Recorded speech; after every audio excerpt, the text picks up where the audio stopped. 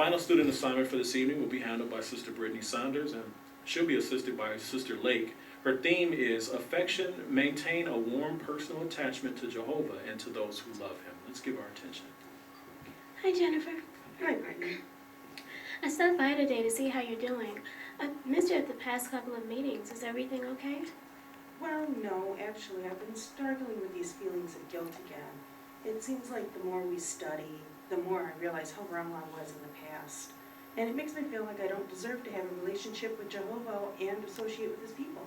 Oh, I'm so sorry to hear you feeling this way again. I know guilty feelings can be discouraging, but do you remember the scriptures that we looked at before? Yes, I remember. But thinking of reasons why I shouldn't feel guilty about my past doesn't seem to be working. I see. Well, instead of focusing on that, why don't we consider why you should try to remain close to Jehovah in his organization? Well, I never really thought of it about it that way before, but maybe it would help. Okay. Well, I have a couple of scriptures in mind that we could consider.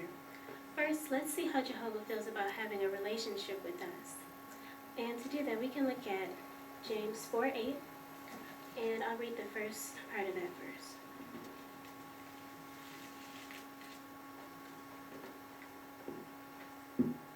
Draw close to God, and he will draw close to you. So here we see that if we work to have a close relationship with Jehovah, he's willing to meet us halfway. So we can conclude that Jehovah does want to have an intimate bond with his people. Next, let's consider John 16:7. Would you like to read that?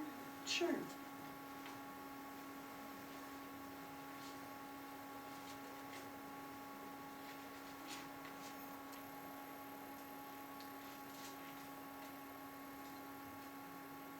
John 16:27. For the Father himself has affection for you, because you have had affection for me, and have believed that I came as God's representative.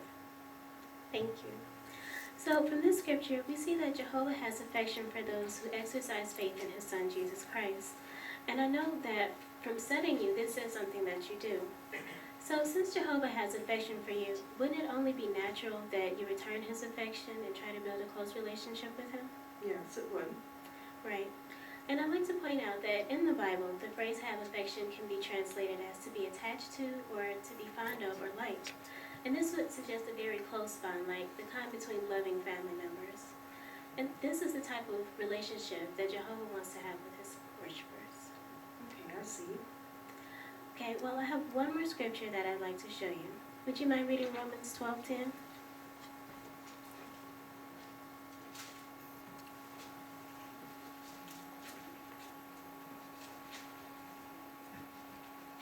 Romans 12:10. In brotherly love, have tender affection for one another. In showing honor to one another, take the lead. All right, thank you. So according to this scripture, how should we feel about our fellow believers? Well, we would have to love them and show tender affection for them, just like a family. Right. Jehovah wants us to have a warm personal attachment to our fellow Christians. But how do you think we could get to have a relationship that close with someone with whom we're not physically related? We'd have to get to know them and what they're like, their personality. Right. So if we're going to get to know people who worship Jehovah, where do you think is the best place we can do that? In the Kingdom Hall. Exactly. And at the Kingdom Hall, we can not only get to know God's people, but draw close to Jehovah as well. Okay, I get it. Then we have to have the kind of relationship that Jehovah wants us to have with him and his people. Brittany, thank you so much. I feel a lot better now, and I'll be at that next meeting. Glad to hear that. I'll see you there.